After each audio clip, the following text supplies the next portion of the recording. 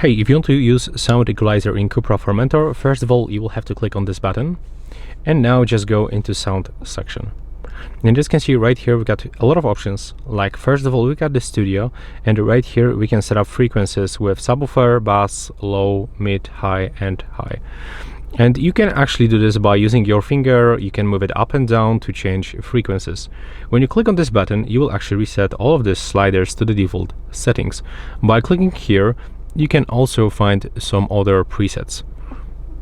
And now when you go for the sound focus, we can find balance fader, so we can actually move it with our finger, and you can also reset to the default get center by clicking on this button. When you go for the sound focus, you can also change it by selecting, it works almost the same like with the balance fader.